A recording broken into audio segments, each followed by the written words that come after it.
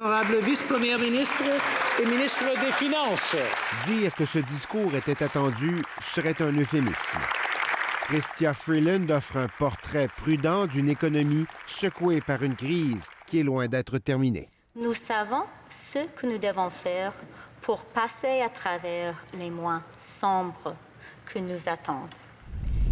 Le déficit fédéral atteint maintenant les 382 milliards de dollars, un niveau historique qui pourrait se creuser davantage si la crise perdure.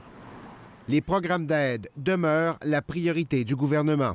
La subvention pour le loyer commercial sera prolongée jusqu'en mars, tout comme la subvention salariale qui couvrira dorénavant jusqu'à 75 % du revenu.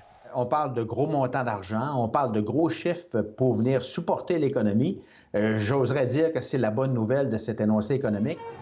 Ottawa offre également son aide au monde du spectacle et au secteur touristique durement frappé par la crise. S'il n'y a pas d'aide directe aux entreprises touristiques, on va les voir mourir. De l'aide aussi pour les aéroports et le transport aérien régional, mais rien encore pour les grands transporteurs qui sont toujours en discussion avec Ottawa. Il y a beaucoup de compagnies qui ne passeront pas à travers.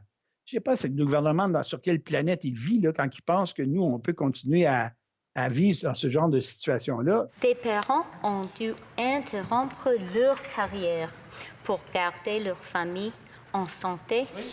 Les familles auront droit à une bonification temporaire de l'allocation canadienne aux enfants qui pourrait aller jusqu'à 1 200 $ par enfant de moins de 6 ans. Ceux qui se sont vus imposer le télétravail pourront déduire jusqu'à 400 $ de frais de leur déclaration de revenus.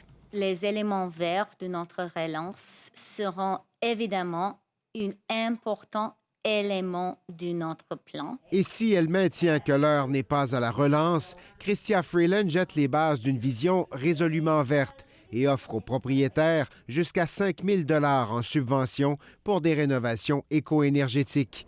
Pour le reste du plan de relance, la ministre des Finances prévoit entre 70 et 100 milliards de dollars et promet de consulter les Canadiens. On va prendre l'hiver pour faire le travail. Où est le plan, Monsieur le Président?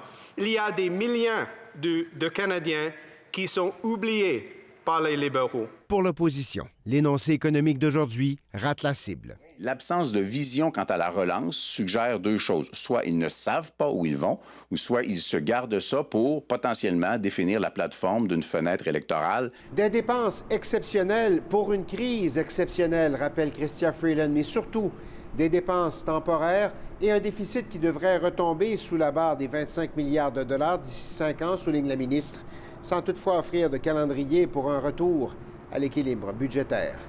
Ici Daniel Thibault, Radio-Canada, Ottawa.